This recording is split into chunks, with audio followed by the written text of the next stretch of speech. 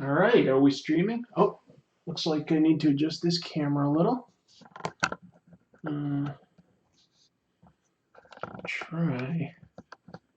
That's about as high as I can get it right now. I know this is a different setup than you're used to. I'll explain that in a moment. I'm still doing a little bit of setup here at my desk, and then I'll be able to get to it. So let's see. I'm going to, hello Geek Workshop, welcome. Going to work on some configure settings. Not that one. This one? Yes. Going to make sure, yeah. Turning off autofocus so that I can actually draw. So I'm going to do something a little different tonight. I'm drawing a picture for a friend. And this friend also makes YouTube videos. He goes by HoodedCobraCommander788, and he reviews G.I. Joe, A Real American Hero action figures. Hello, Shirley. Hello, Ghost Dog. Let me adjust this so that I can see everybody. Hello, AT. Glad you got the sketch. That's really nice to hear. Oh, thanks for the compliment, Ghost Dog. Glad you get to see the new video. Anyway, so I've got this friend, HoodedCobraCommander788. He reviews G.I. Joes. I found this really bizarre G.I. Joe. These were made for like sort of the Indian and Asian market. It was licensed by a company called Fun School, and they had the rights to G.I. Joe, but you can see some significant differences. Like they made the same figures. They had the rights to the mold and the logo and stuff. But if you look at this, this is like super flimsy cardboard. I mean, it's like literally my Bristol paper is stiffer than this backing board. I'm going to send this to Hooded Cobra Commander for Christmas, just for fun. It didn't cost much. I found it in a vintage toy store, and it just cracks me up because it's just like got some not so great artwork here. So this really cracked me up, and I'm like, okay, if I'm going to send him this, I'm also going to send him a drawing. I wanted to draw what he's named after. Hello, Jude. Let me scroll this. Hello from Australia. Oh, that's exciting. That's very cool. So I don't know how to draw the G.I. Joe HISS tank necessarily. It's got some strange shapes to it. That's what this is. It's a specific toy. And I wanted to make it Christmassy, like it's being pulled by a reindeer. So what I've done is I've, like, sort of just in Photoshop real quickly, I've taken photos of the toy and this, and I'm going to light box it just to get my basic structure of the drawing before I fully draw it. Now, I'll never light box another artist's drawing. That's known as swiping. What I'm doing is, excuse me, I just banged the table, a form of reference. Using photo reference, I think, is fair. I think if you do it too much, your work does become stiff, and that's specifically a problem that I worry that I have, that I reference too much and that my work becomes stiff and boring. I just, I'm not necessarily a fan of it. But I think for what I'm drawing for him, this is the best way to get it right, and I think it can still look really fun. So I'm going to turn on my light box here, and we can just barely make out what's underneath, which is fine. I don't need every specific detail. But let me see if this looks better. Oh, look at that. I just turned off my usual light to light up my work area. And you can see my hands are like in deep shadow, but you can actually see what's behind it pretty well.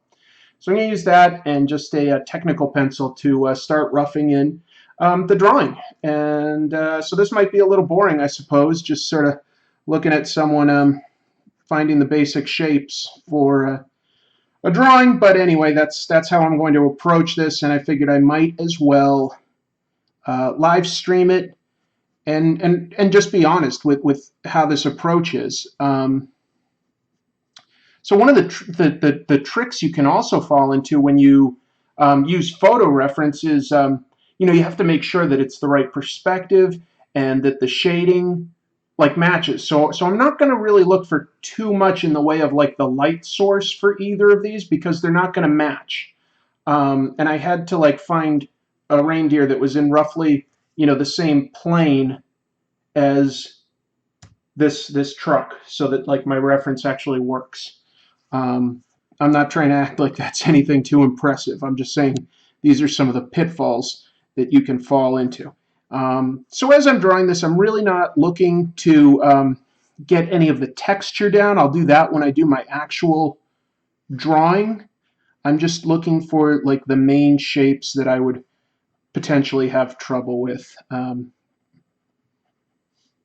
Another way I could, of course, do this drawing is I could simply look at photos and practice drawing a reindeer and a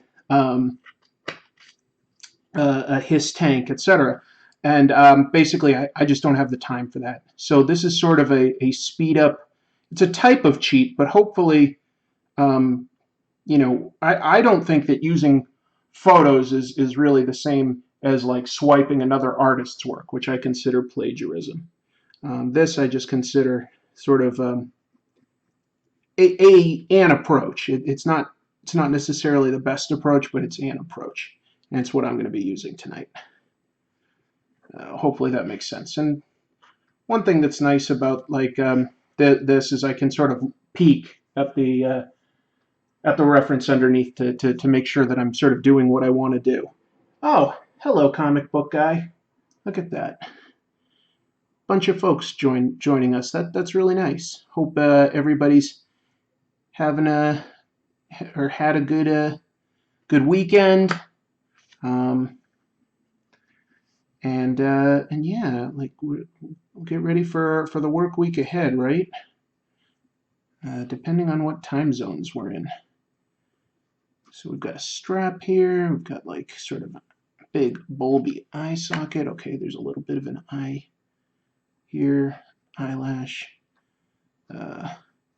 Reindeer have actual antlers, but they're kind of weird antlers. The more I look at it, yeah, they're not they're rounded sort of. So when I actually go to draw this, I'm going to have to be careful to really include some curves.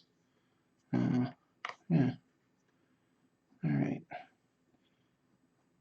Never drawn a reindeer before. I realized when I was about to draw this, I was like, wait a minute. Sort of got an idea of what Rudolph looks like in my head, but it's sort of the cartoon version. I don't know what an actual reindeer looks like. They're big. They're big. I don't think we have any indigenous reindeer in North America, right? I'm pretty sure they're all from Europe. Not sure. Hello, Sigamigs. Hello, TARDIS Rider. Well, you might be able to see. I'm drawing a picture for a friend. He loves G.I. Joe, so I'm drawing a G.I. Joe HISS tank being drawn by a reindeer.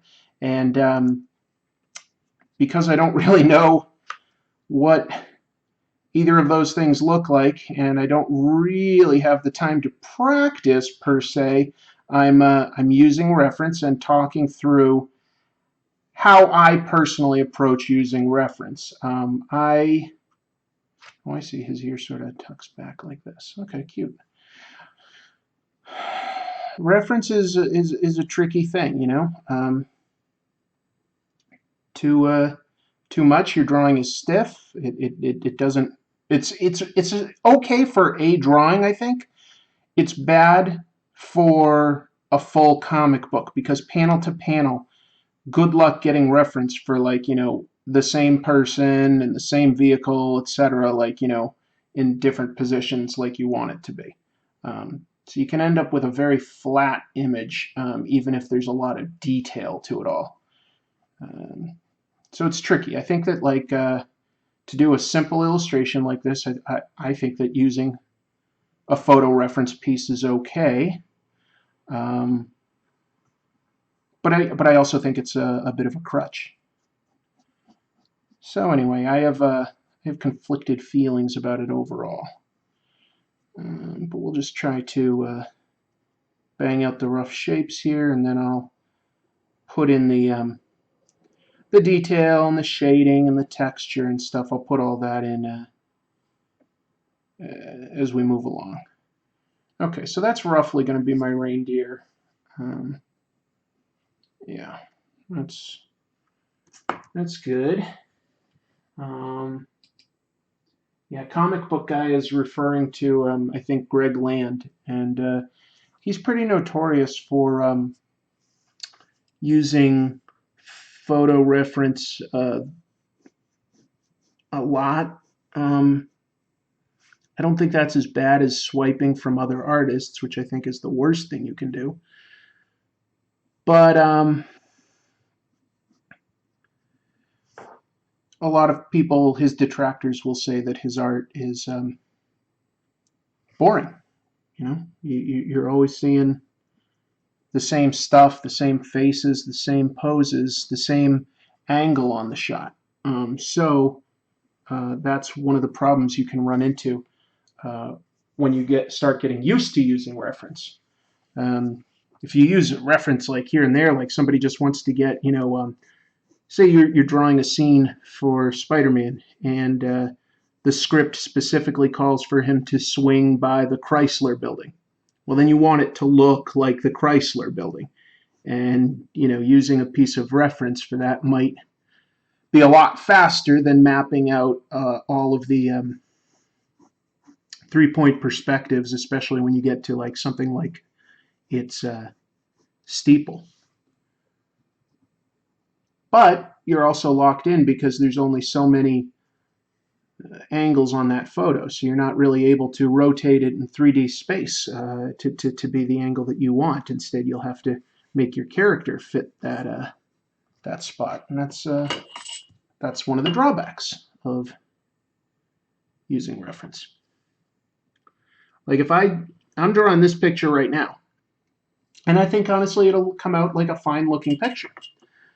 But if I was drawing it in a comic book and then I wanted to draw the next panel and something has changed, well, I've shot myself in the foot a little bit because I haven't truly learned how to draw this thing, and I can't necessarily rotate it to the right angle.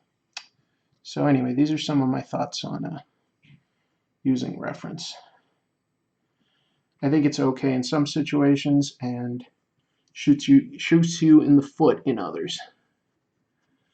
And even as I'm using this reference, I don't want to necessarily be bound to every detail looking exactly as it does in the photo.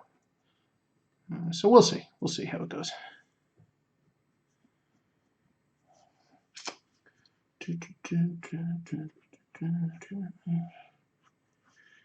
Got a song stuck in my head today from that Saturday Night Live sketch. They don't really do this one anymore, but what up with that? Oh my gosh, it's just been stuck in my head all day.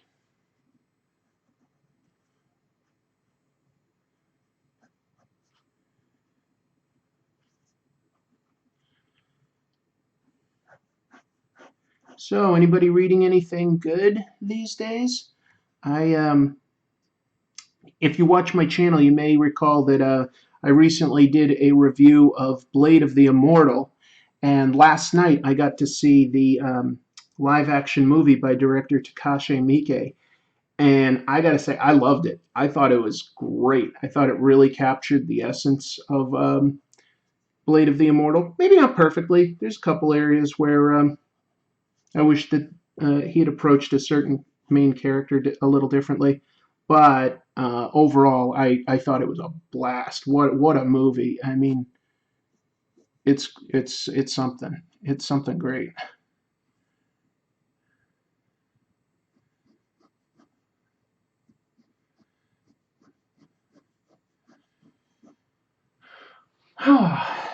So anyway, gets a recommend from me if you're curious.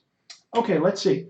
Some things. Gene Simmons' son stole from Bleach creator Tite Kubo for shame. Yeah, he did. Swiping other artists is gonna get you drummed out of the industry pretty fast because it's not that big.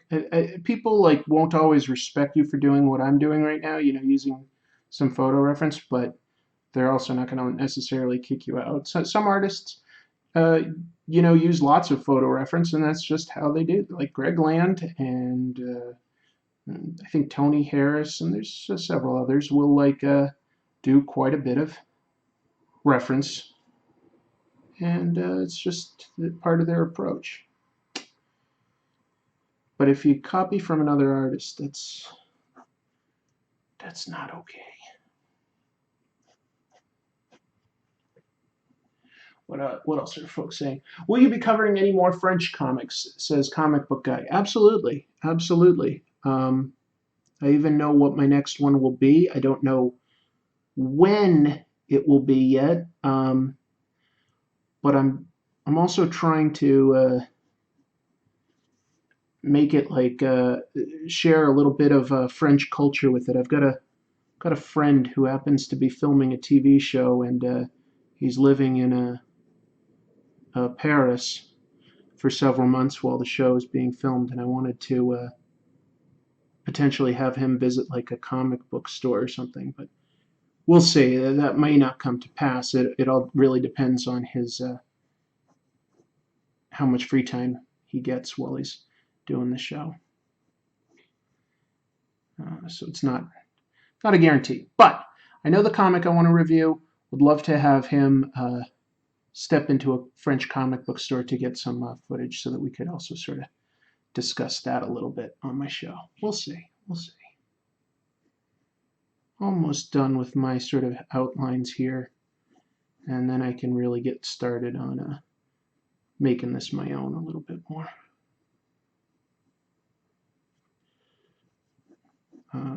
But anyway, yeah, there will be more French comics.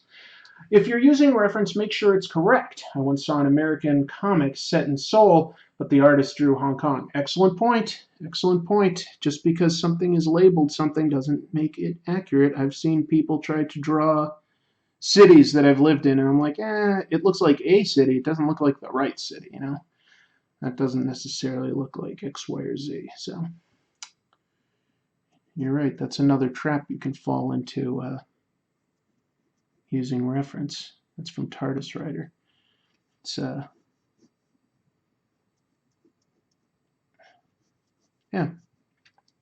So there's lots of problems you can run into using reference.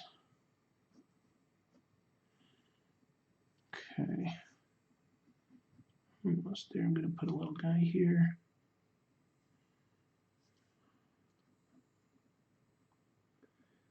And then I'm going to change my light source and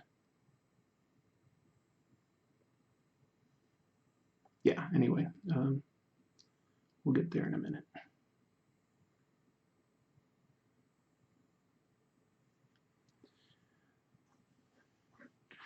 Okay, I think that's plenty. I'm going to turn this off, see what other questions we have. I haven't attempted to draw in a long time, says AT. When I did, I loved trying to draw Mega Man characters. Very fun. Okay, so there's my rough outline. Hopefully, you look at that and you don't necessarily see anything other than just sort of an outline, which is what I needed to get started on this one. And we'll see where it goes. What are some other questions? Jude says that he's reading Walking Dead from the start. Good place to start any book. Those first 6 issues I love. Those are great. AT says he first tried to draw Napalm Man. It sucked. My other attempts weren't good, but were a huge improvement over the original. I've been reading Grant Morrison's Animal Man at your suggestion and Mark Waid's Flash. Well, those are both great runs. I hope you really enjoy them. Bob Kane, basically not a fan of Greg Land, says stealing porno images is embarrassing. He is a fraud. Will you ever do an Akira comic and or anime, says Comic Book Guy. Probably not anime. I'm pretty focused on sticking to comics. It might get a mention in reference to some element of whatever I'm describing, but I probably would not review specifically the anime. I would probably stick with the manga, and I've definitely considered looking at something by Katsuhiro Otomo, probably Akira. So at some point in 2018, it's very, very likely. I don't see why trying to draw Mega Man characters is funny. Did I laugh at that? I don't think it's funny. It's just like that sounds cool. I mean, I'm trying to think. Like the first things I was drawing were like Pac-Man, Smurfs, Garfield. Like I didn't know about comic books, but I knew comic strips. So like the first stuff that I used to draw was all like just the stuff that I, as a kid, was into. So I totally understand drawing Mega Man characters. Jack Kirby's The Losers. Dupre mentions. Yes, yes, good stuff. I'm hard pressed to think of something by Jack Kirby that's outright bad. Not much. A few stuff that's a little shaky, but not The Losers. Losers is awesome.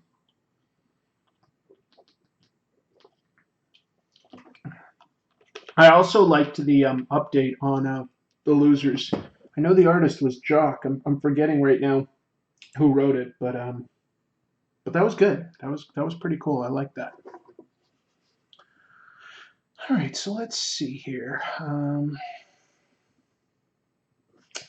I'm going to break out a brush pen and throw in some of my hard black lines, or really like black areas. In fact, this is a good opportunity to keep things nice and straight. So I'm using my cork raised Flexisteel ruler. Boom.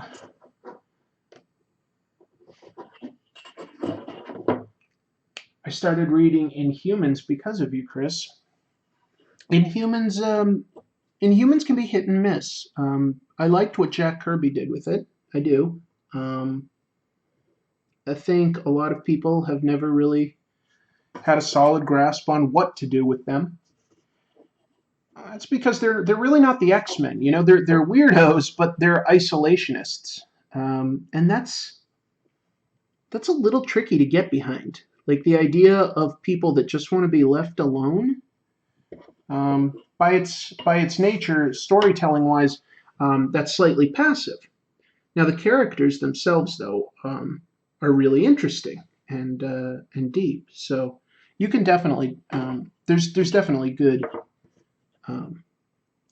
stories with the Inhumans.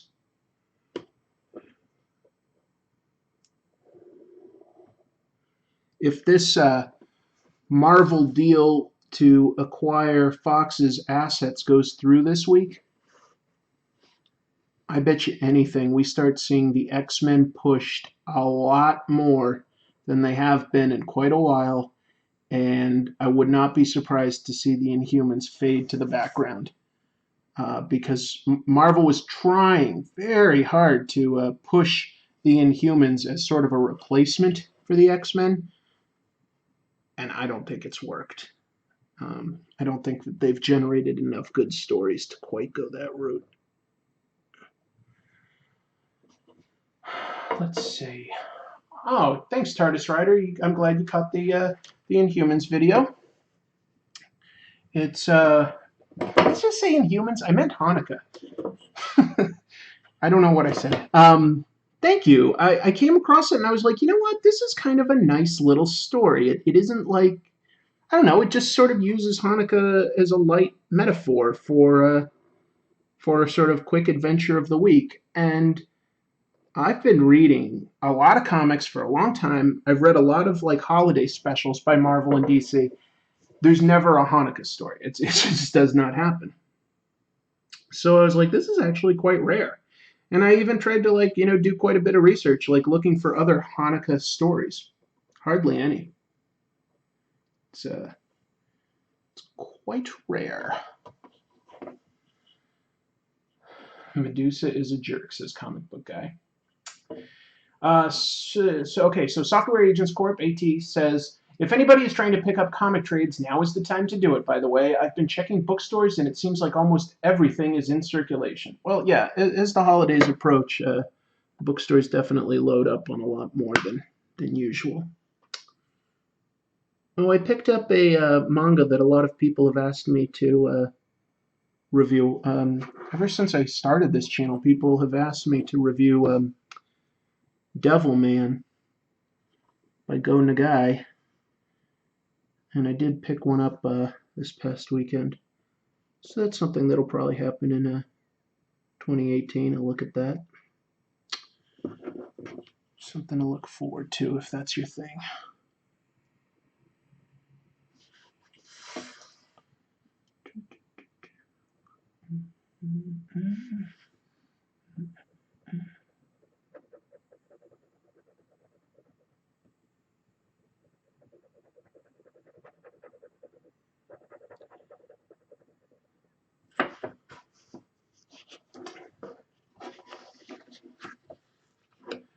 Was Inhumans the TV show canceled? Asks Sigamigs. Technically, that has not been announced.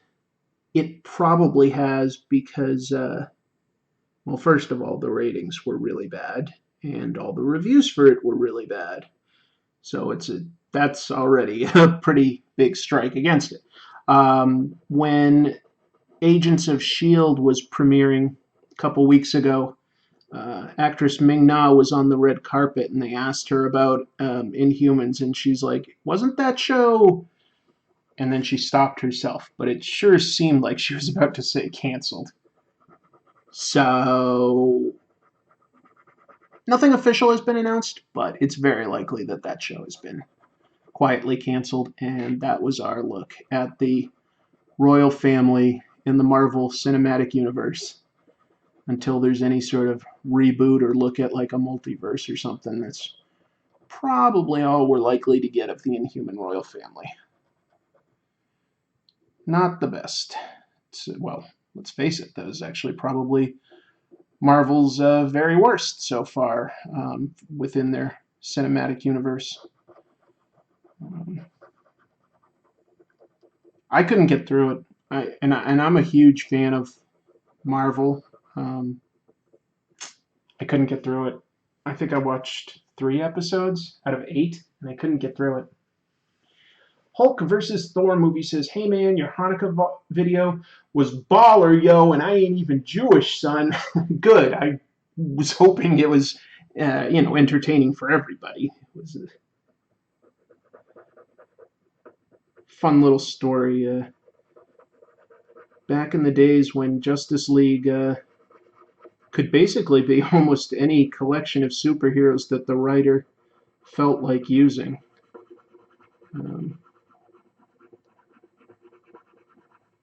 And I don't think you see too many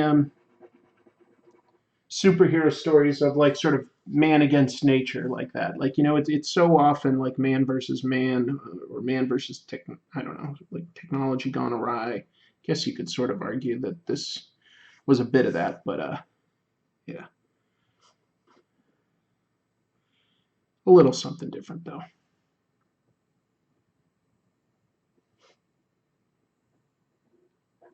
No supervillains. It's not what it was about.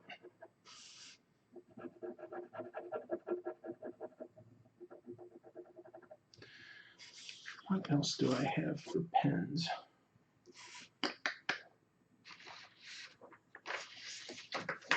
Not much.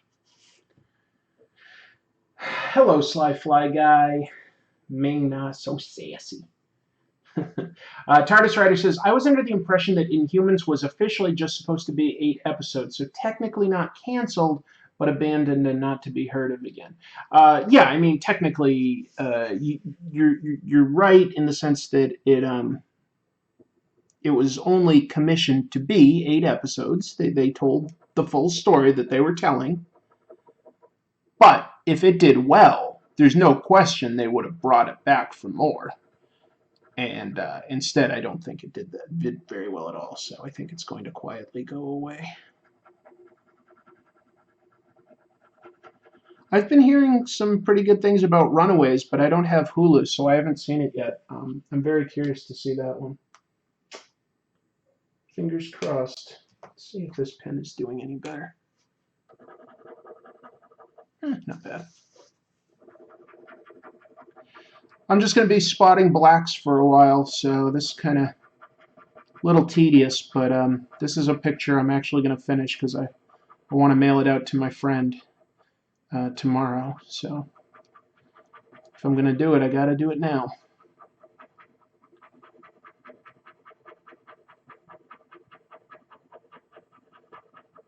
It's funny, like, you know, the end of the year is fast approaching, and I'm really looking at my calendar for comic tropes, trying to decide what kind of stuff I'm going to be reviewing, trying to make sure that it's a good mix, that it's got some indie, got some superheroes, got some foreign, got some American, Marvel, DC, just making sure that it's writers, artists, old, new.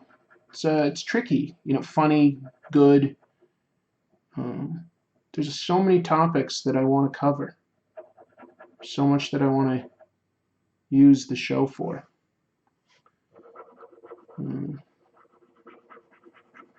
We'll see. We'll see what happens. Comic Book Guy says, I went to a mini-con at a mall, found a great artist's indie comic he printed and drew. It was very cool.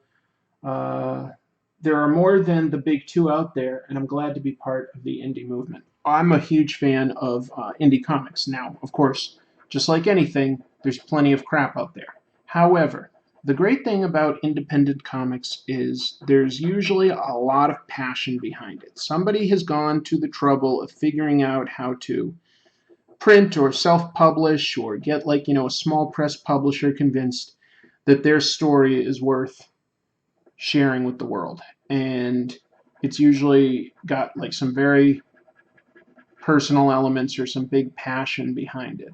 So that's why I like indie comics in general. I do like going to small press comic conventions. I think you can usually find some very funny comics, and you can find some very personal, sort of autobiographical type comics at these places that you just it can even be hard to find in a comic book store unless your particular store, is known for selling local comics on consignment, perhaps.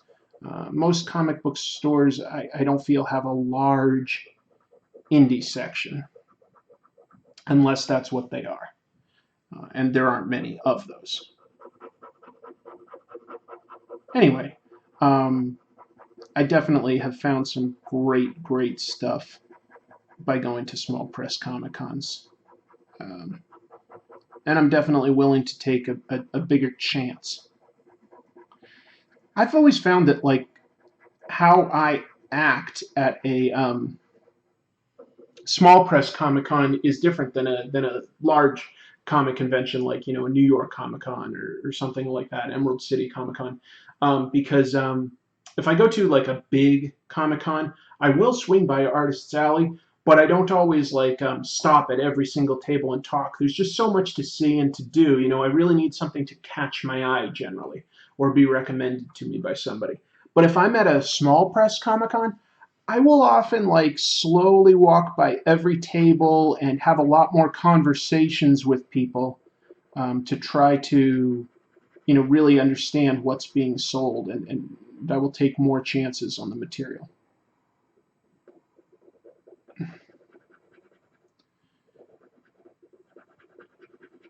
Sometimes somebody at least has a good idea or great art, and you're like, okay, even if this comic isn't that great, I'm going to support them in the hopes that maybe their next thing will be great because I see something cool within them. So I want to kind of encourage that. But that's how I feel about small press and indie stuff anyway. Let's see some other questions.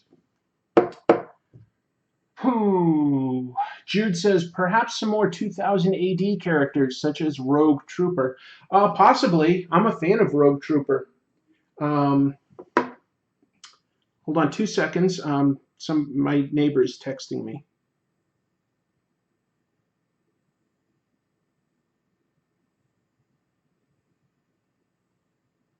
Just making sure that it isn't an emergency or anything. Probably not, but I'm going to just set this to the side to make sure that everything's okay. Yeah, I like Rogue Trooper. I would love to take a look at some more Doctor Who type stories and things like that. I like. There's a lot of British writers that got their start doing a short story of some sort for Doctor Who magazine. So there's all sorts of good stuff from the United Kingdom I'd like to look at. Oh, okay. My neighbor is at my front door. I'm going to have to pause this for like about 5 minutes. Why don't I use a Sharpie or black marker? Because I cannot find one, Gil, but I'm going to grab one and I'll have it when I come right back. My neighbor's at the front door. Sorry, I'll be right back.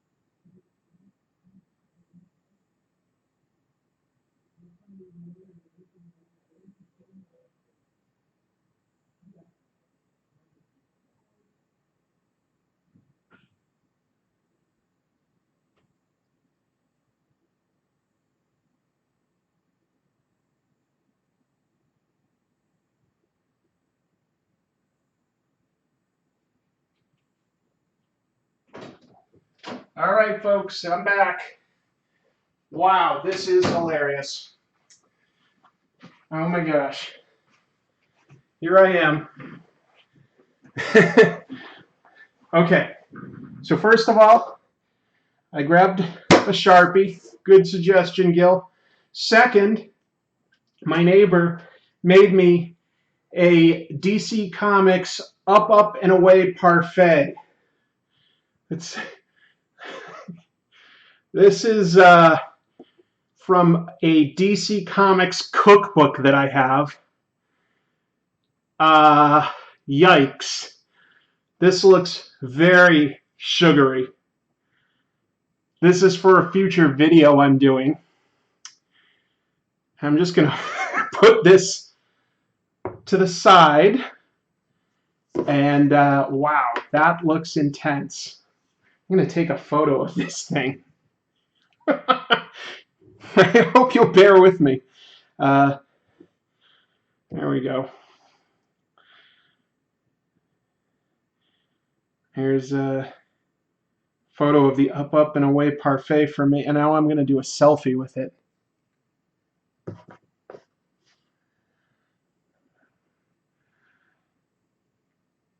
All right. Does it have booze in it? No, TARDIS Rider, not everything I have has booze in it. Not everything. Most things, not everything. I'm just kidding. No, I'm putting together a video that includes some superhero recipes, among other things. And one of my neighbors, my friend, was kind enough to make something. And wow, that looks like it took a lot of work, all those layers, huh? Thanks for bearing with me as I ran to get that. That thing is crazy. Let's see, did I miss some questions? Pyramid Knights is an indie book that the creator gave me. Please take a look. Well, if I can remember and I can find it, I will. Thank you for the recommendation. I always appreciate that.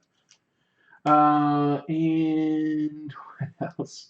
Slyfly Guy. Question, do you have a P.O. box? Because I have an old Joe Quesada era Spider-Man comic that teamed up with Prevent Child Abuse America. Wow, that sounds great. I do not have a P.O. box at this point in time because I don't have enough people asking for stuff. But let me talk to you offline, Sly Fly Guy. Up above is my Twitter and Instagram handle. If you want to message me there, maybe we can work something out.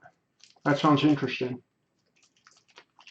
Yeah, Shirley, isn't that nice? I'd put some booze in it. Well, oh my God, it tastes like you shoved a cherry right up your nose. Really intense. I love it. I can't wait. That was nice. I have some good friends in this world.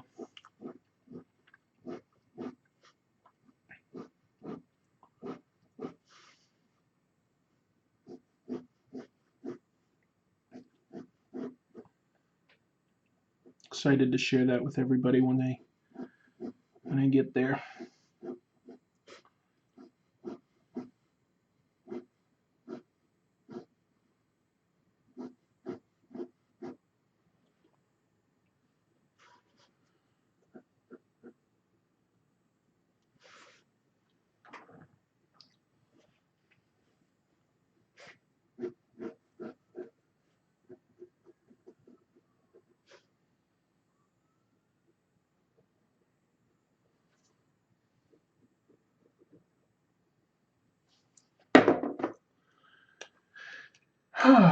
Hey Chris, have you seen the trailer for Batman Ninja? Oh, is that the anime? Yes.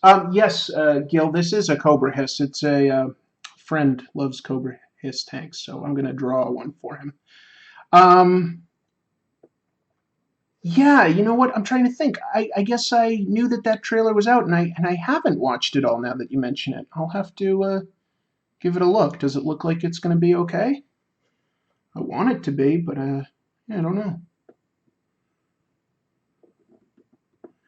But yeah, Gil, at the very beginning of the stream, I was mentioning how I'm going to send a pal that reviews G.I. Joes this weird G.I. Joe that I found from India, I think. Has some pretty bad figure art here. It's not a knockoff. This is official. Like Hasbro licensed the G.I. Joe molds and like branding and stuff to Fun School for like the Asian market. So this is official. It's just not great. In fact, boy, I don't know if I can make this show up, but what's funny is on the back here, they've got like, all the other action figures, and most of these is card art that like we saw over here in America. A couple of them are photos of the figure, and then there's one that's original art for this general flag, and it looks crazy. I guess I can't quite get it in focus, but he's got like a super tiny head and a massive hat on top of his head. He kind of looks like M. Bison. It's pretty washed out, the original art anyway. So, yeah. So anyway, I'm sending him that crazy thing, and I decided, since he likes G.I. Joe so much and all, that I was also going to send him this little sketch. So that's what I'm working on tonight. Do you have a Tintin episode? I don't, TARDIS Rider. If not, do you like those comics? Check them out if you're not familiar. I generally love Tintin. There is some unfortunate racism in a few of them. Can argue that it's the product of the time. I think that Hergé was aware of it because he actually went back and edited several comics. But most of them don't even deal with that. Most of the time he's not somewhere so exotic that it gets racist. And I think that the art is beautiful. The stories are fun. I was reading Tintin. Those are some of my very first comics. They're great. So I was saying earlier that I was going to do some more French comics. I know that's Belgian, but French and Belgian comics are kind of lumped together.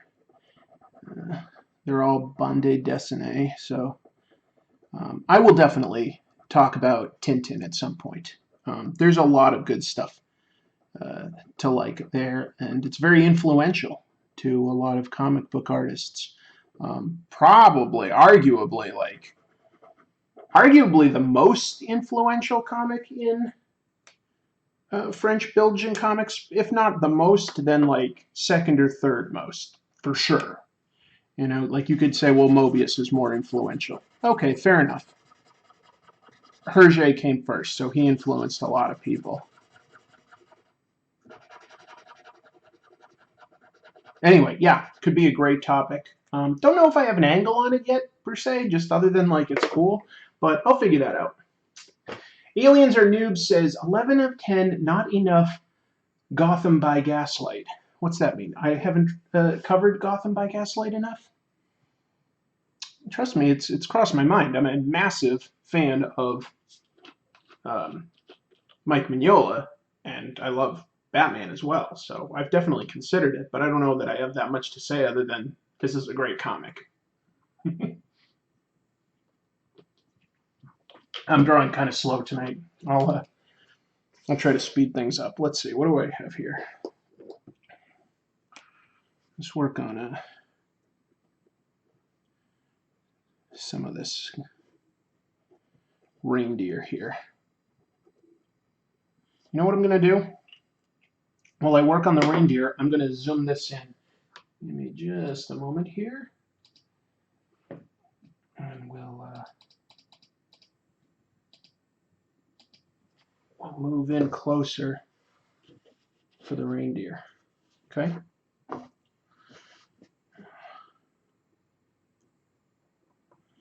I'm using a fine brush pen for this detail, but I'm going to try to make some of the outline of it relatively thick. So just trying to feather it out a little bit too.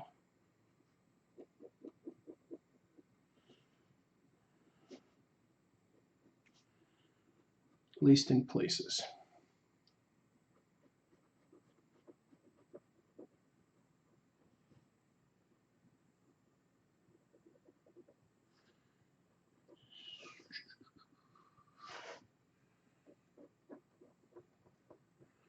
I'd really like to see a reindeer in person sometime.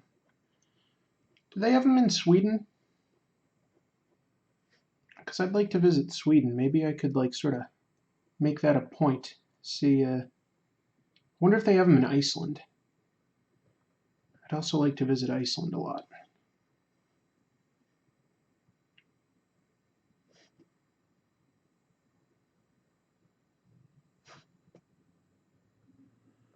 Trick with some of these antlers is I don't want to make it too rough. I want to make it kind of nice and sweeping. Nice steady line. Okay.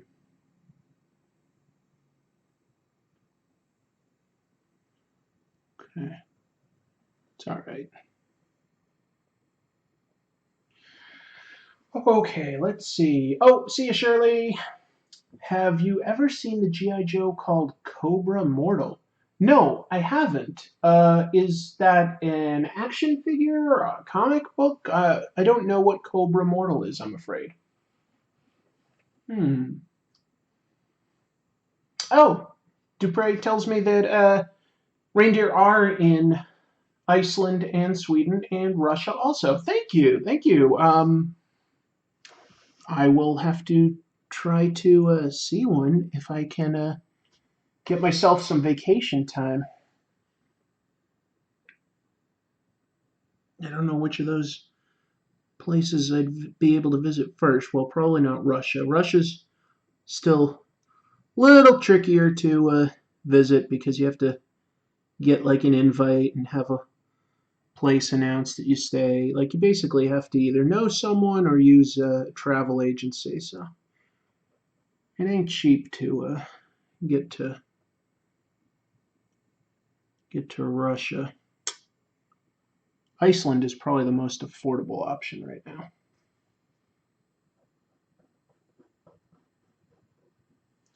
We'll see. Have you heard about B.M. Bendis, Brian Michael Bendis? He's apparently in the hospital with a serious health scare. See his Twitter feed. I have. Yeah. So Brian Michael Bendis, famous writer. Obviously, a lot of people know him. Just signed an exclusive contract with DC.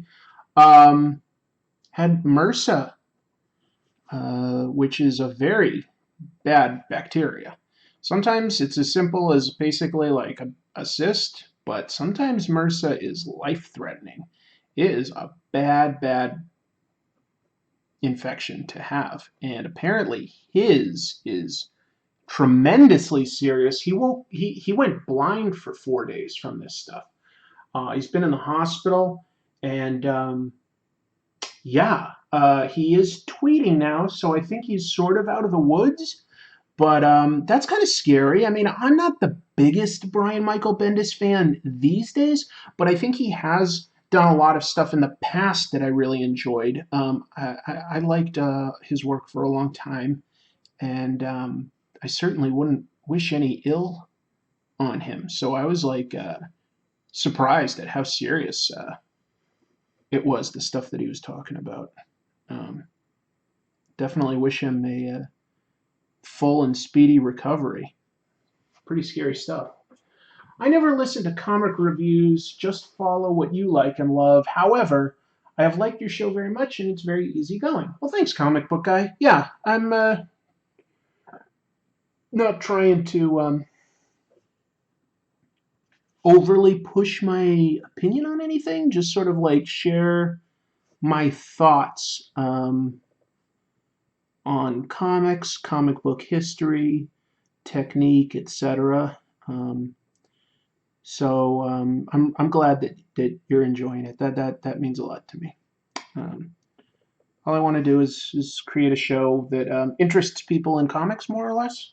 So thanks very much.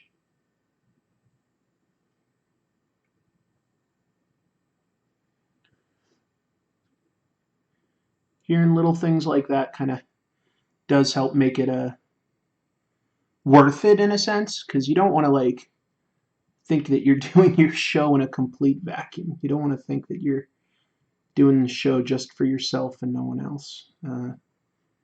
That's not necessarily creatively satisfying.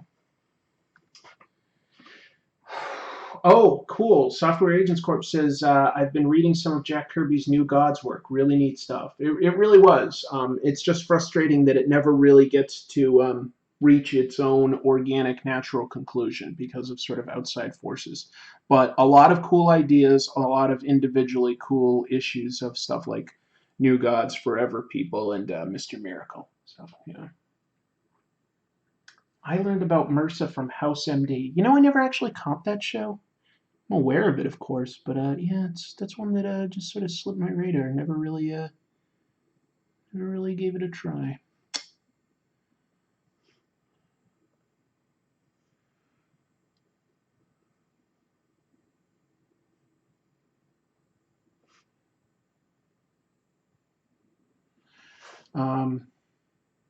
But yeah, that's scary. Poor Bendis. Didn't want anything like that to happen to anybody.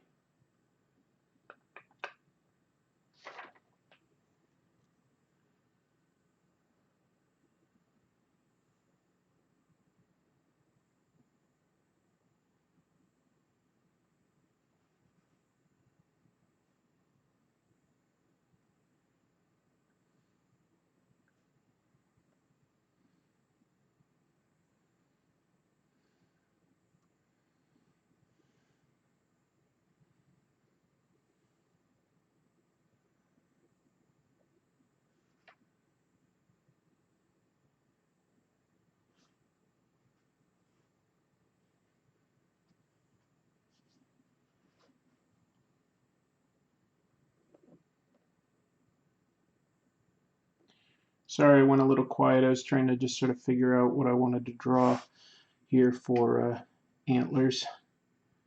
The weird thing is that antlers aren't completely symmetrical. Thanks for the stream, but it's bedtime here. All right, TARDIS Rider, appreciate you stopping by. Yeah, Software Agents is just talking about how good some of Kirby's New God stuff was. Tremendously creative. Tremendously.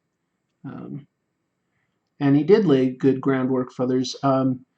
It's only like 4 issues in, but I've been reading the new Mr. Miracle series by Tom King, and it's a head trip, man. It's weird. Uh, it's not 100% clear what's going on, except that really bad things seem to sort of keep happening in Mr. Miracle's life, like really bad things, to the degree that I sort of think that Mr. Miracle is dead prior to the start of this series, and he may be in the process of literally escaping death, which would probably be the ultimate escape. But I can't be sure of that. That's just a suspicion. Your interpretation may be quite different than that. But it looks like Darkseid is doing very, very well, and it's actually presented as quite a terrifying prospect.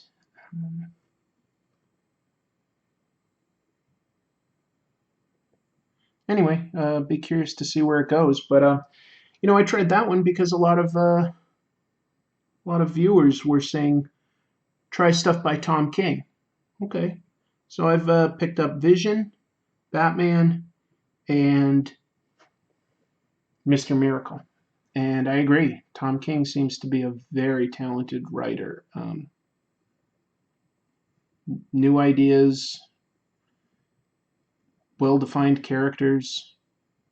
I'm enjoying it for sure. So to everybody that recommended I give Tom King a chance, I'm right there with you. And he'll have to probably be somebody I take a look at in 2018 for his techniques. Really take a close look at them and see what we can discern.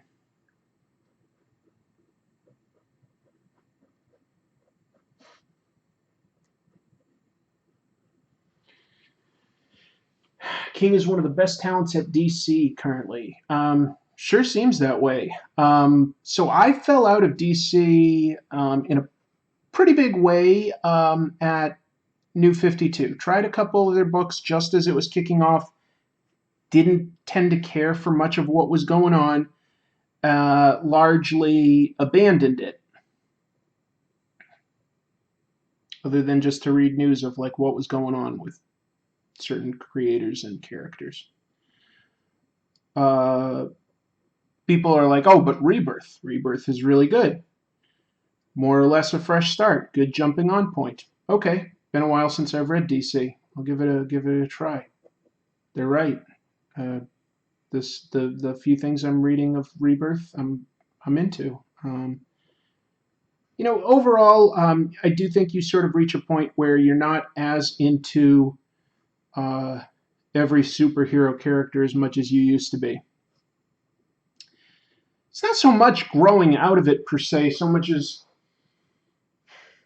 there's a lot of repetition of plots and stuff. Superheroes are superheroes.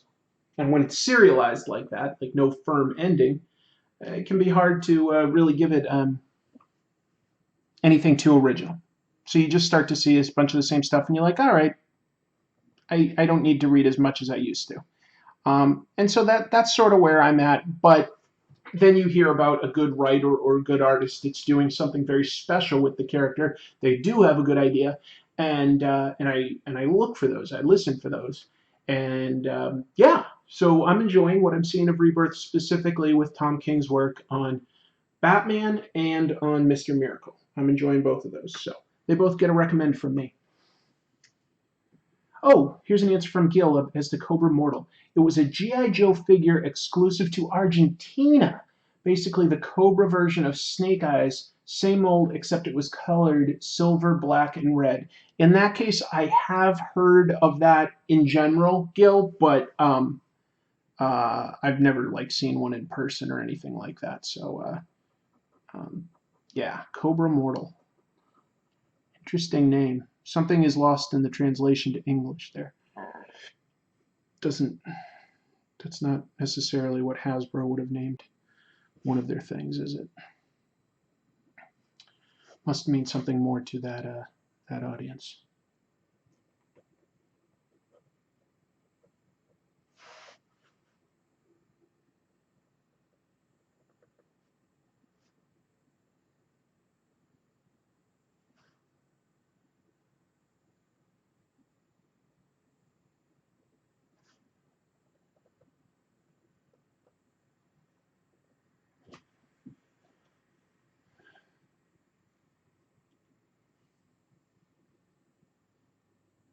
my neighbors.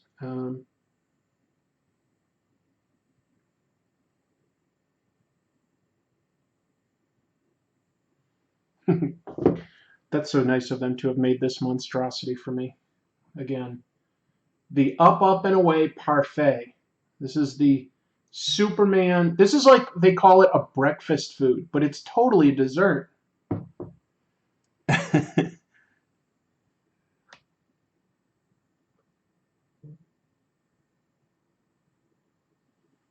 I'm just responding, thanking her for making this.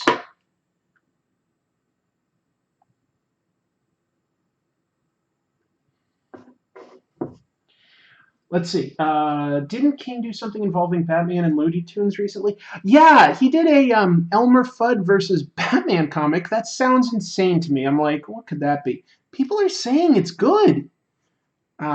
People. I've seen a couple good reviews, like 2 good reviews. That's all I've seen about it, one way or the other.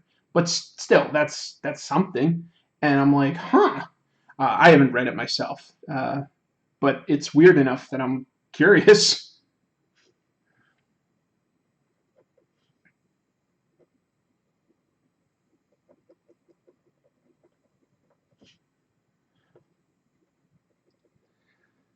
I've never been able to find out the perfect angle for where to put this camera, because I know my hand blocks it, but it's like all I can do is try to be straight overhead. It's so tricky to try to get a good angle here. My neighbors say they made 2 of these. They made one for themselves and one for me. They threw it away after tasting because it was too sweet. They followed the recipe in my DC Comics cookbook exactly, and they said it was just too sweet. Uh, I can't wait to share that video with you guys. That'll come in like a couple weeks. Uh, there's some good stuff that's going to be in there.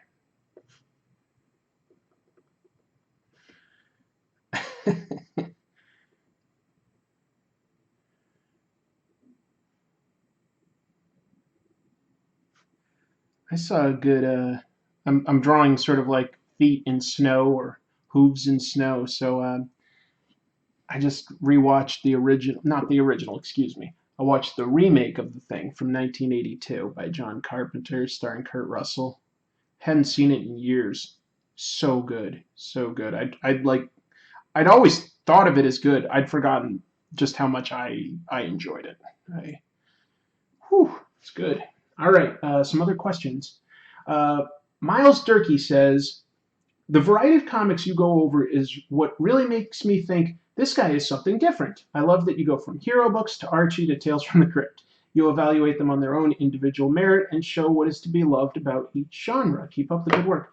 Miles, thank you. Yes, that's what I'm trying to do. I'm trying to talk about the medium of comics. A lot of people hear comics and they either think comic strips, from the newspaper, or more likely, they just think superheroes. No question, superheroes are the majority of the books out there on the shelves, but it's a medium. There's so much to go over. Even if we're talking about superheroes, talking about this writer versus this artist, completely different techniques at play. I think it's a very versatile medium. I think it's an incredibly dynamic artistic medium, and I love it, even when it's bad. And I love the bad stuff. We can joke about it and have fun together. So I thank you for getting it. That's just really nice to hear that you like that. All right, I'm gonna go back to the HISS tank for a little bit and try to work on my little guy up here. I'm gonna make this my my friend. I'm trying to think of yeah, I'm gonna give him a bunch of fur. I'm gonna give him a big fur jacket. But I can't add too much detail because this is actually really tiny. I don't know if you can quite understand. This is smaller than a quarter, his head. So I can't overly detail this. You gotta imply the detail. You know what artist does an amazing job at tiny detail? It's not meant to be a name drop, but my pal Mark Englert, he draws or illustrates, maybe I should say, I don't know, paints, uh, prints, limited run, limited edition prints.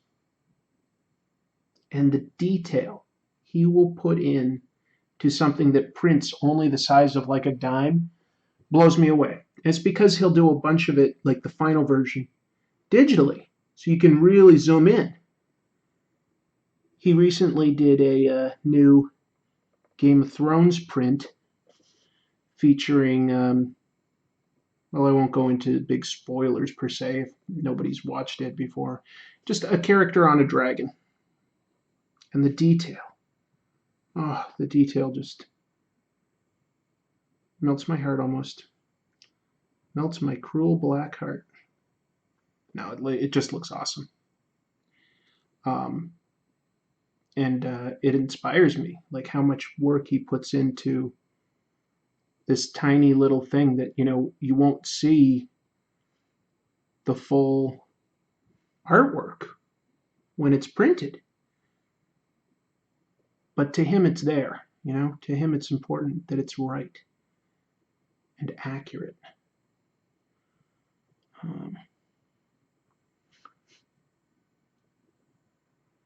He's a great artist. If you haven't seen his work, Mark Englert. Again, he does mostly prints. He's done some comics in the past, not too much these days. A little bit of coloring. He does a little bit of coloring. He actually was hired by Heavy Metal magazine to color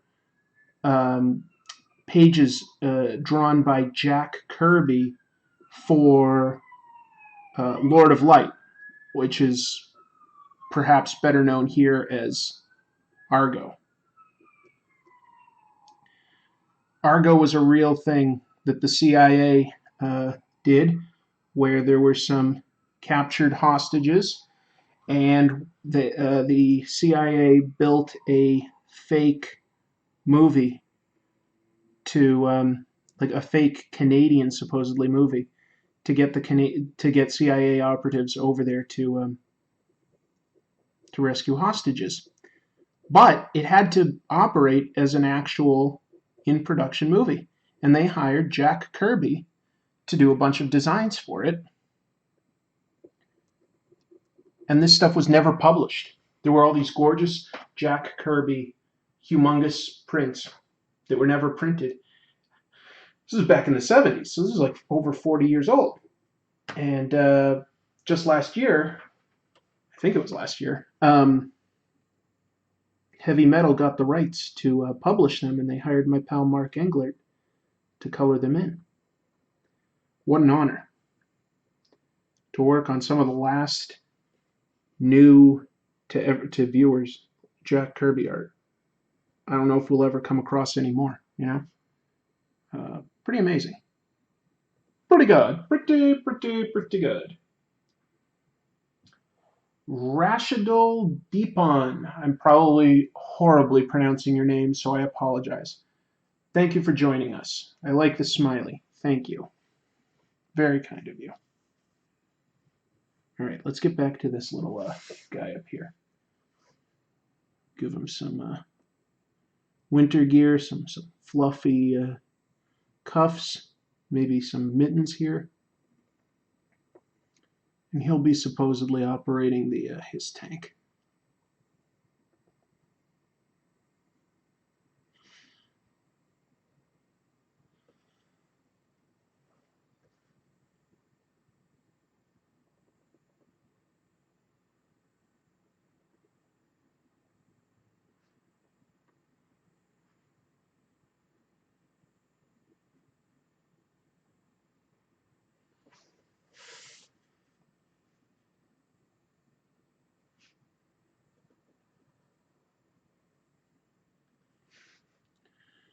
We'll do that.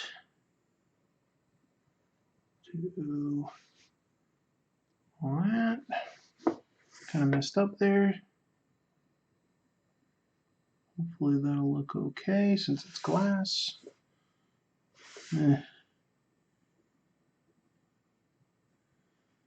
Oops.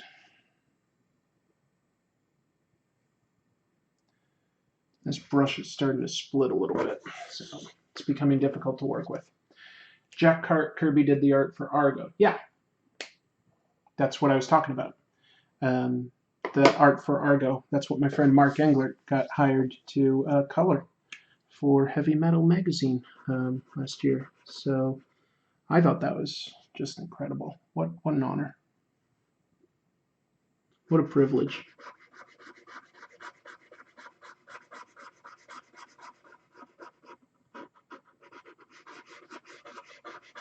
If you're curious about this guy that I was just talking about and you don't know him, go to tacobelvedere.com to see some of his past prints and what's coming up. And he even makes sometimes some blog posts about his creative process, which I think are really, really interesting.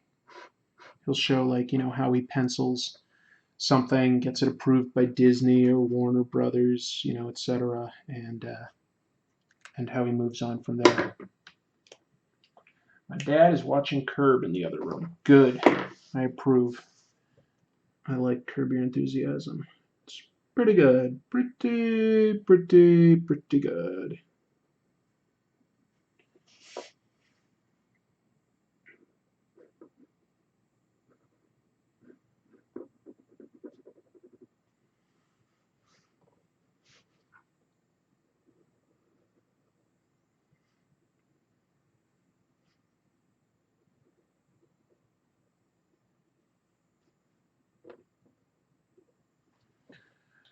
Okay.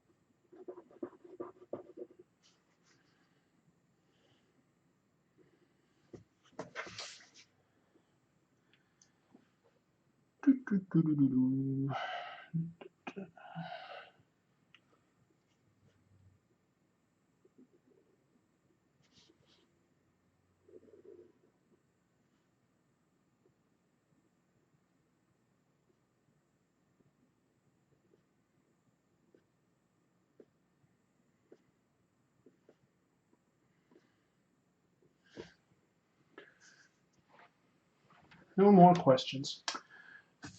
Fair enough. I'll just keep working on the artwork, see what happens.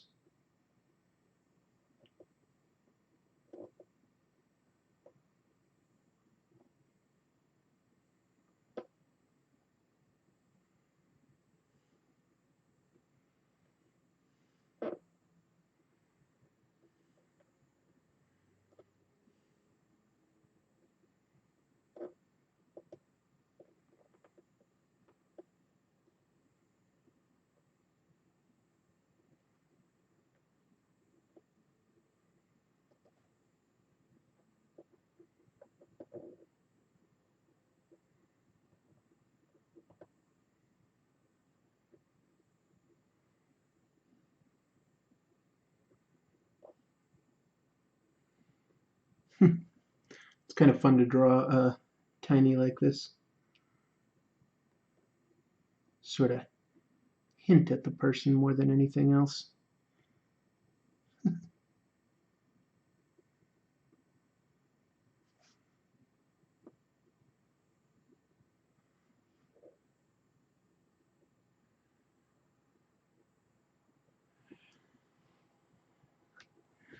My only critique about Jack Kirby's work at DC is that I think other artists improved on the way Big Barda was drawn. Not a fan of the way Kirby drew her. Yeah, well, things evolve, right? I can see what you're saying. The way she's drawn today is definitely not the same. I think they've probably kind of glamorized her a lot more. But she was always supposed to be a big, super tough, like maybe one of the toughest ever superheroes. So, I don't know.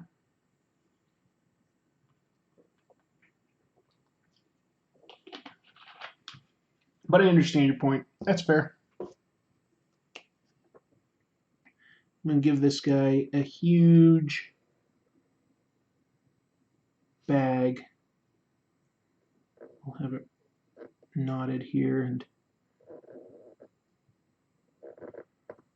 imply the opening of a sack here. I don't know how clear that is, but that's what it is. He's carrying a sack full of toys because he's got a reindeer here. He's got his HISS tank. And that's that.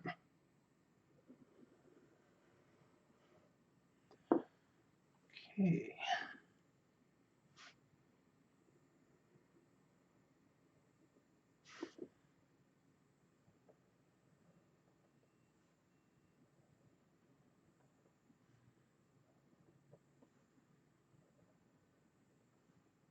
Anybody expecting anything amazing for the holidays? I also like the more modern way Steppenwolf is portrayed. Yeah, well, I will agree with that. Like Kirby's design for Steppenwolf is pretty bland.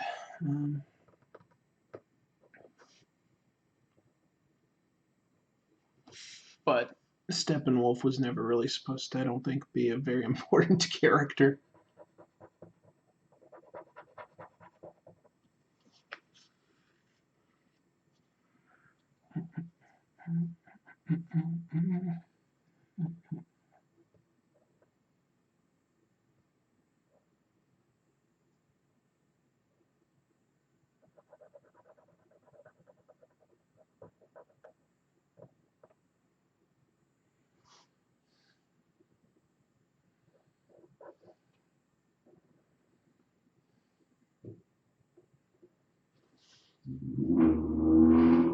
Whoa, listen to that car outside. Jeez. Sigmund says, are you going to watch The Last Jedi? Of course! Of course. I haven't bought my tickets yet. So, will I be seeing it like opening day? Very unlikely at this point, huh? But, absolutely. I love Star Wars.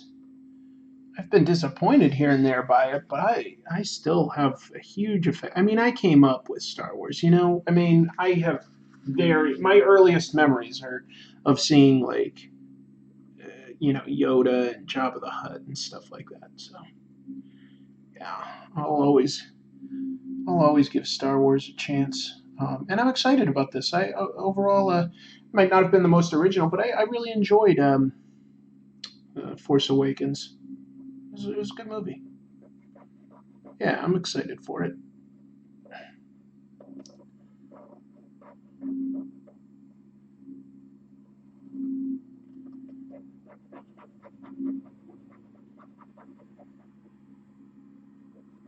How about yourself, Sigamigs? You gonna see it? Like Star Wars? I watched your video on Kevin Smith today. Although I never read the comics he wrote, it seems his writing style is not really in service of the story. It ends up being very Kevin Smithy in a way. I am still a fan of Chasing Amy and Dogma and Fat Man on Batman. Yes, I agree with that. I also really enjoyed a lot of his early movies, and I think he made it too much of his own and not very accurate to the character of Batman. So, but different people will have different opinions. But I thought it was actually pretty bad.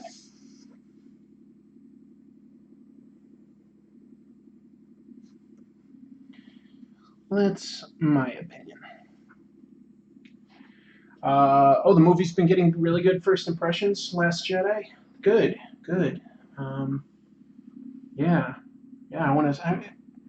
I'm hopeful, perhaps eternally hopeful, but yeah, it should be fun. I love Star Wars.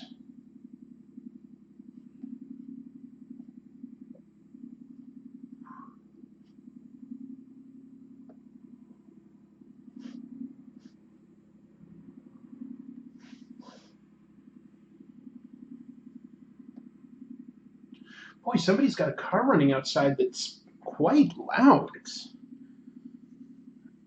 almost obnoxious. What's going on with it?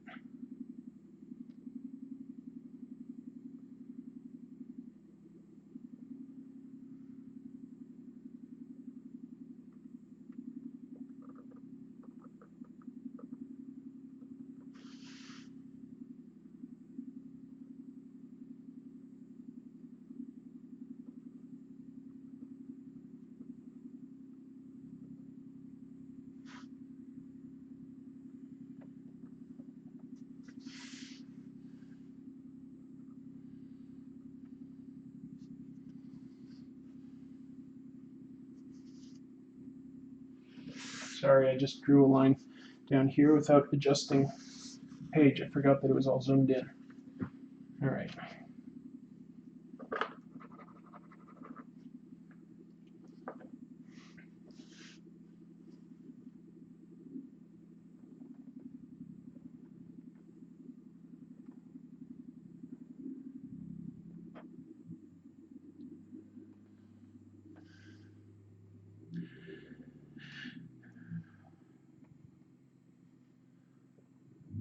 What was something you wanted for the holidays, a gift that you never got? Something from like maybe your childhood that you really hoped you'd get, maybe even thought you'd get, but for some reason it just didn't come together. For instance, I just really wanted the Ewok playset in 1983 from Return of the Jedi, the Kenner Ewok playset. I thought that thing looked so cool. That was one that I was really hoping I'd get for Christmas. Didn't happen. It's okay. Not mad at my parents or anything. It's not like I expected it per se. It was just something I really wanted, and it didn't happen. Does anybody else have a story along those lines of something like you just a certain gift you wanted at a point in time and it just didn't happen? I feel like everybody's got a story like that. I don't know.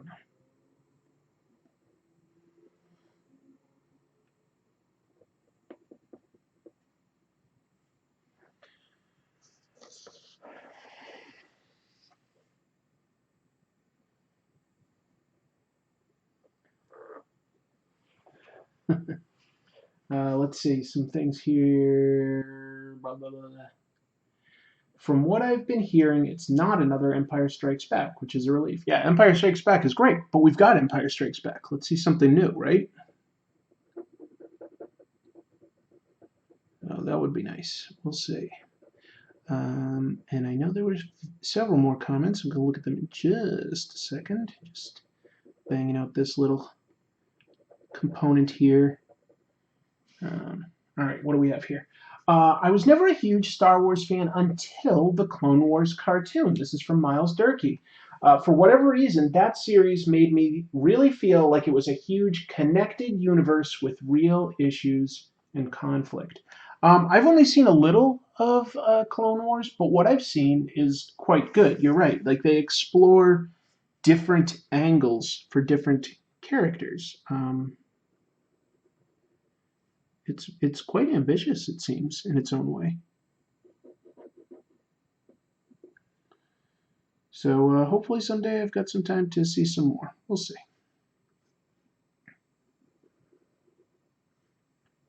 And after that, we have I've loved Star Wars since forever, says Software Agents Corp.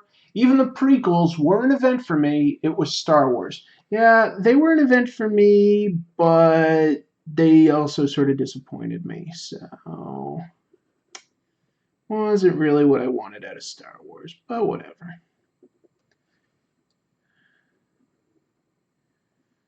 That's okay.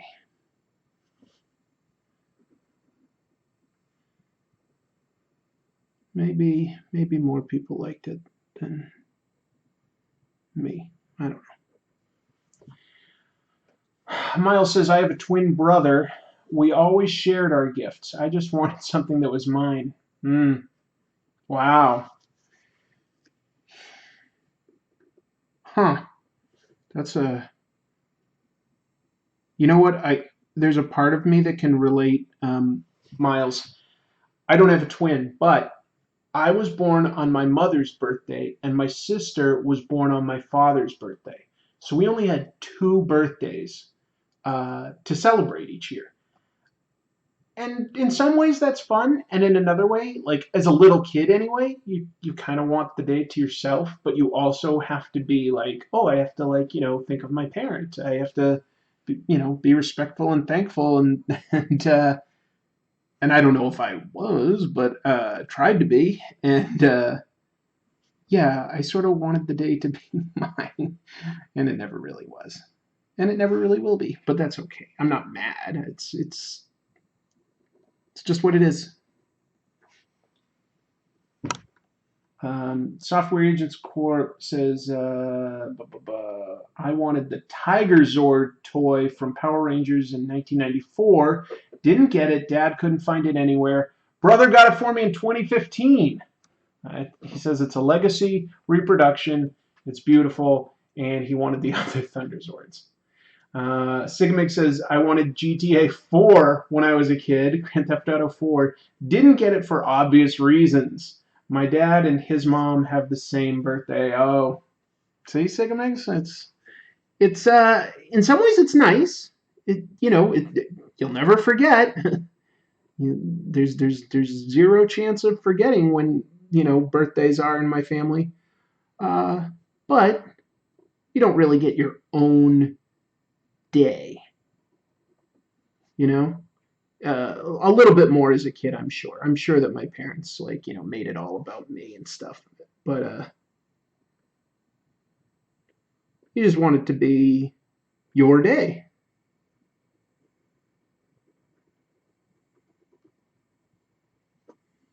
Doesn't everybody just sort of want like one day where it's about them? I don't think that's so much to sort of want. I don't know if it's all that realistic or anything, but anyway, I think that a lot of people want that.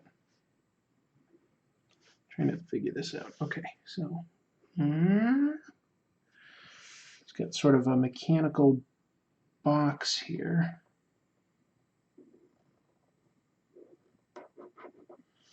And it also goes, wait, I'm trying to look at my reference to sort of understand how the HISS tank's treads work. They're pretty wild. Okay,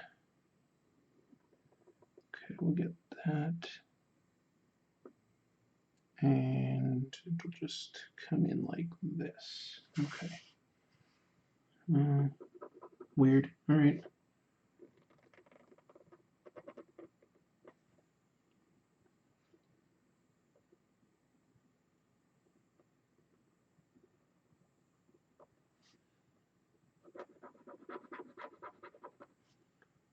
And we'll black this out.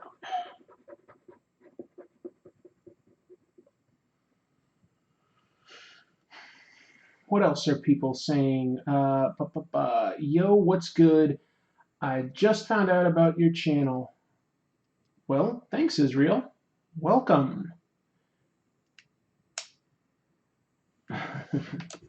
It's weird and cool. Yeah, it's different, isn't it? So, yeah, just two birthdays in my family. Small family. Always wished I had more cousins or brothers and sisters and things. Never really had that. Had a small family growing up.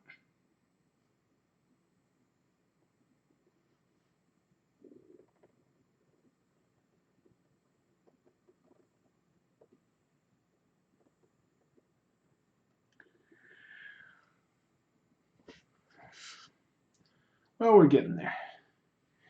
Let me get a really fine.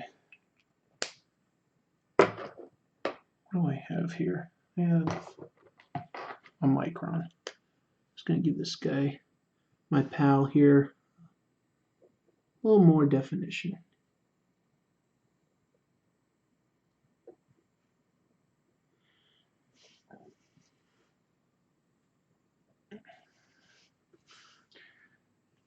It hasn't been much of an issue as an adult, but as a kid, kind of a bummer. Y'all are exactly right. Yeah, yeah. As an adult, birthdays and stuff like that are definitely way less of a big deal. Like, all right, I've had a few, whatever. And once you sort of get to be an adult, you can more often get yourself the stuff you want, so you don't have to like wait for a birthday or Christmas or anything like that. Um, but I think it's kind of natural to sort of want a day to yourself. I really do. So that's my 2 cents, I guess.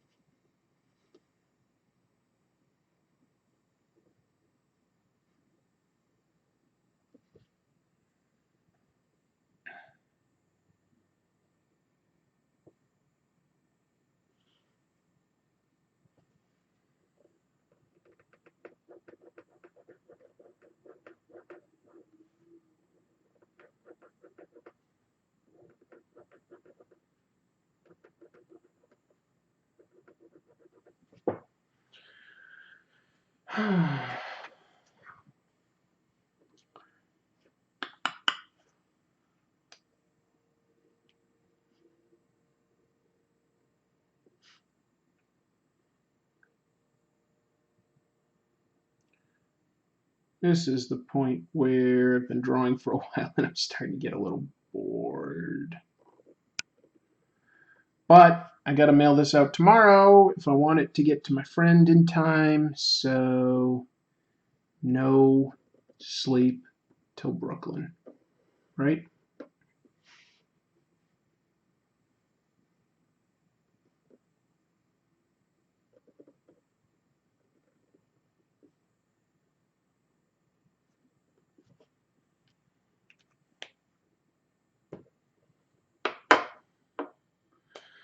Okay, when did comics stop following the Comics Code Authority?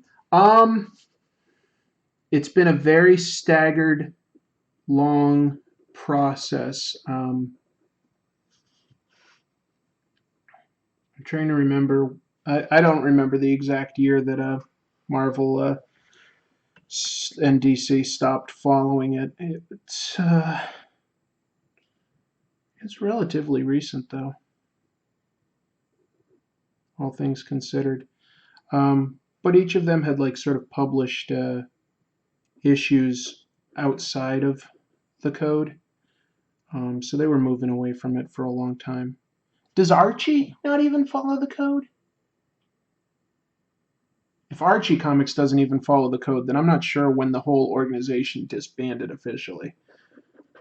That's an interesting question, actually, and that's the kind of thing I'd love to make an episode about, because I think a lot of comics fans know about the creation of the Comics Code, self-imposed censorship during a time that they were afraid of being labeled communists and stuff in the Joseph McCarthy days of the 50s. Maybe not everybody does, but a lot of people might know that part. Might.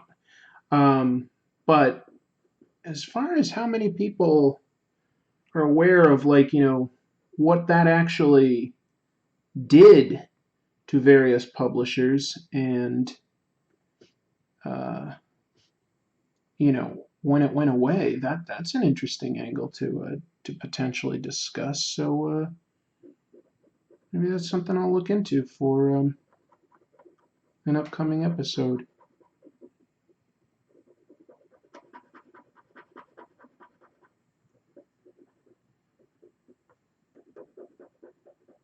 Thanks for the good question. Sorry I don't have a definitive answer of when they stopped working. I'm sure it's on Wikipedia. But anyway, I watched your Okay, so let's see. Software Agents Court. I rewatched your Batman being influenced by James Bond video. Do you think you will do a James Bond video in the future? The thing is, there's not that many James Bond comics that are any good. Um, I might. I love James Bond. I'm a huge fan of the movies.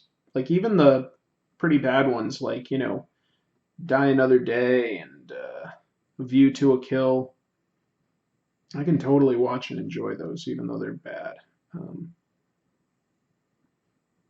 because they're still Bond, and I like all the mythology and stuff. So maybe I would love to find an angle so that I could talk about James Bond. Don't really have any clear ideas in my head right now.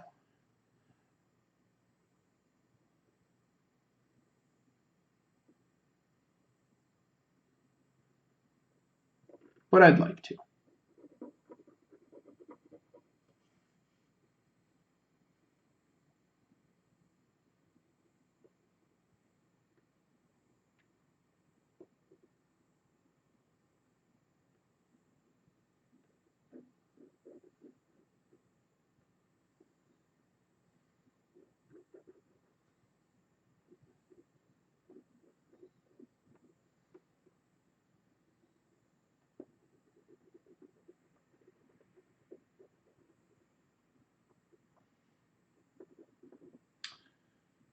I feel like it's the least successful of all the self-regulation stuff. MPAA and ESRB are still around.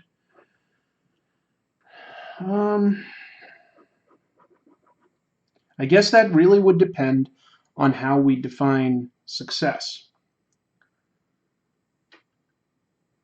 It was around for a lot of time, and there was a lengthy period where people would not buy comics unless they had that seal of approval. Did it help the industry at all? I would argue not really at all.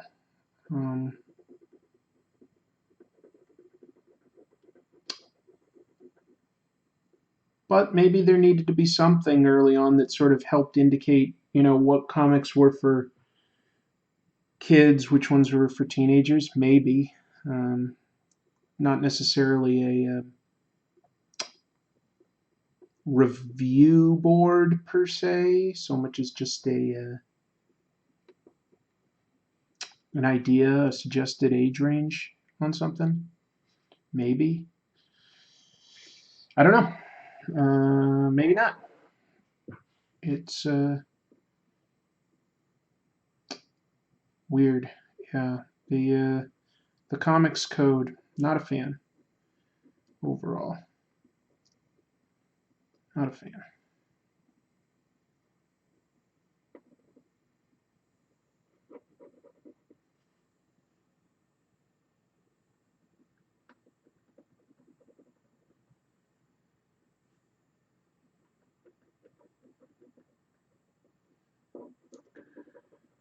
Oh, I'm not quite showing. I hate that when I. Sorry, sometimes I adjust where I'm working and I don't look up at the monitor.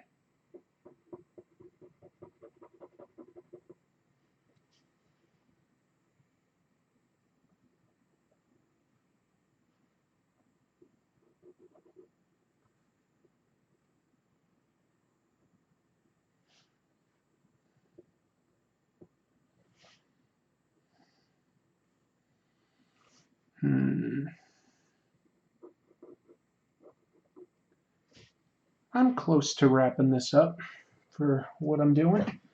I have a few issues of the James Bond comics by Dynamite, and they are okay. I got the advance copy of James Bond Felix Leiter, and at first I thought the comic was about Daniel Craig's likeness of Bond based on the way they drew Felix. I don't know if they really have the rights to anything beyond just, being James Bond. I don't think that any of them have the rights to like the movie likenesses or characters. And sometimes that's the problem, because that's the Bond everybody knows, is the official movie versions. Yeah. Yeah. I don't know what I'm talking about anymore. Going a little loopy. Sorry, guys.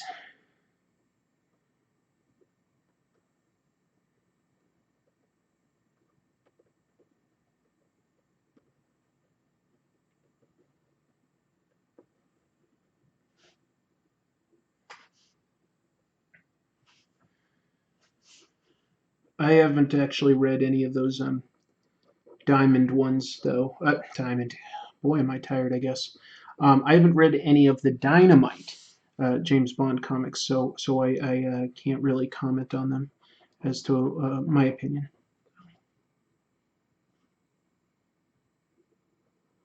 I'm trying to think of what James Bond stuff I have looked at. I've looked at something. I don't even remember who published the older ones that I looked at.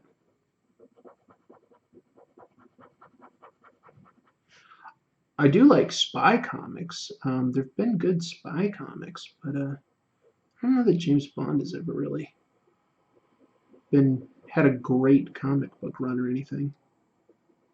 Did Warren Ellis write some James Bond comics? I feel like that's ringing a slight bell, but I can't be 100% sure.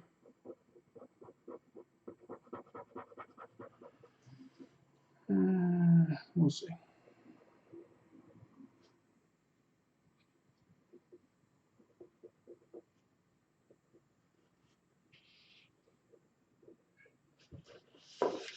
Oh, I can hear my cats starting to meow and claw at the door. It's almost time to feed them. Heaven forbid they get fed, 10 minutes later than they're used to. They've got amazing internal alarm clocks. If only we could somehow use that power and do away with all of our pocket watches and wall clocks. We could just rely on cats telling us the time. Without fail, they know what time it's time to be fed. I hear you, buddy. I'm almost done.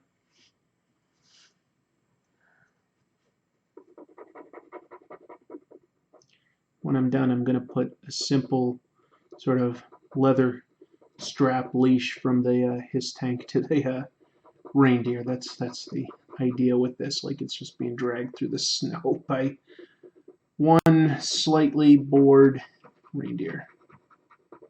Could happen. You don't know. Could happen.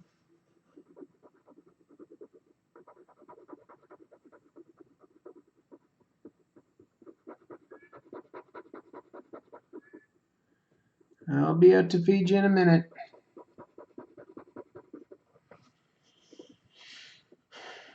He's smart. He knows what time he gets fed.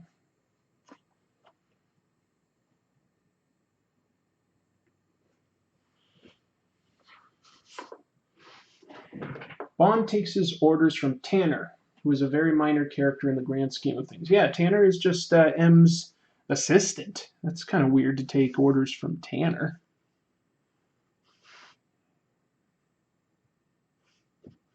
I understand taking orders from, like, the Prime Minister or something like that. I'd accept him taking orders from Moneypenny or Q, but Tanner? It's kind of weird.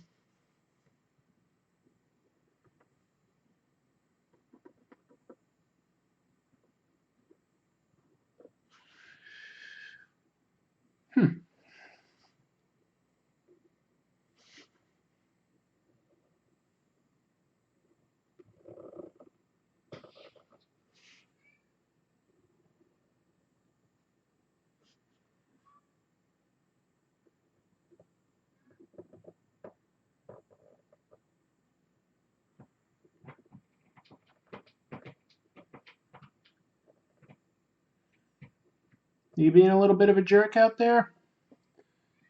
You are.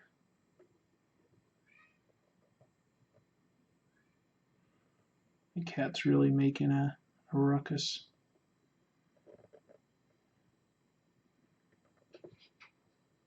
I'm sure you can't hear it, but he's like sort of pawing at the door and stuff.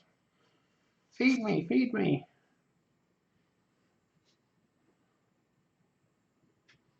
We'll get there.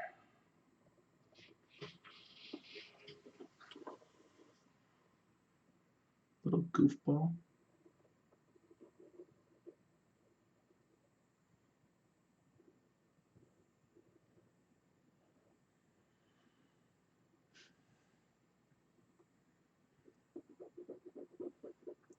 I'm not actually annoyed. Cats amuse me. I love dogs too, but just always been a cat person.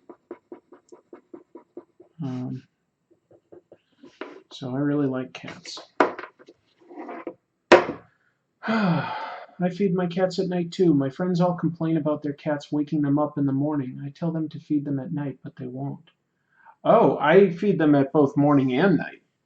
I give them uh, I actually feed them 2 breakfasts and 2 dinners, and they're very small. It's so that like I'm sure that they're digesting their food and they don't throw up or anything. So I give them breakfast and dinner.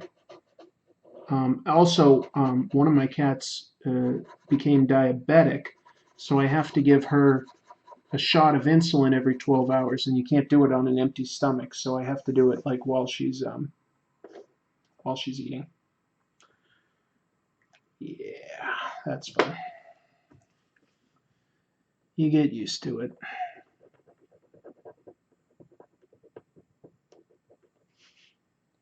She doesn't mind it, fortunately. She's just a total sweet cat, so she doesn't fight me or anything. It's just a quick little shot. But it's every day, twice a day, so yeah, not something you can sort of skip, unfortunately.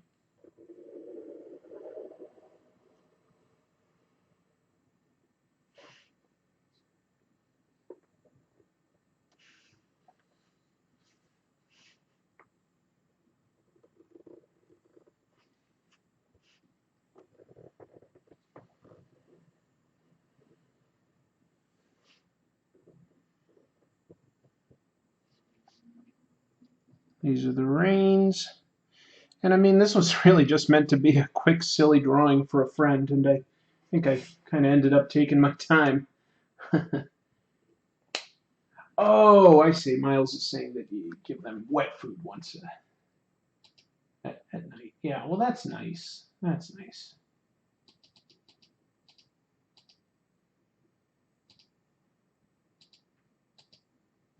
All right. I think that that's pretty good for a sketch for a friend. You know, just for no reason, just for being fun. So again, he's into G.I. Joe. This is a friend that has a YouTube channel. His name is HoodedCobraCommander788. HoodedCobraCommander788. He reviews G.I. Joe, Real American Hero figures and vehicles from the 80s and 90s, and I found this official but foreign version of a G.I. Joe figure that I'm going to send him, so I decided to include a drawing as well. Pretty silly looking figure. Look at this. This card art is terrible. It's just awful. Hopefully this is better than that. I don't know. Just really bad. And this backing is less stiff than the Bristol board that I drew this with. This is flimsier than this. Anyway, so yeah, there's the drawing I'm going to send his way just for the heck of it. It really is an entertaining channel. If you were ever into G.I. Joe, check out HoodedCobraCommander788. If you're not necessarily into G.I. Joe, you might still want to check it out because it's kind of a funny, really casual, really nice channel. I say casual in terms of his presentation, but it's very he's got his segments to how he does his reviews. It's a very well produced show. He's been a good friend in helping me like sort of bounce things off as I get used to YouTube. So anyway, I really appreciate everybody swinging by and asking questions, hanging out with me while I draw this. An interesting night. Look at this. It's starting to melt a little bit. The up and away parfait that my neighbor gave me while I was drawing this tonight. It's been an interesting evening. Everybody, thank you so much for being here. You guys are all fantastic. I really appreciate your support. Not planning on having any weeks coming up where I'm taking it off. There will definitely be new episodes, even on the holiday weekends, or at least new for you. I've created sort of a backlog of episodes. I will be away for a week between Christmas and New Year's, so I may not be like sort of on the social media stuff as much, but I will be.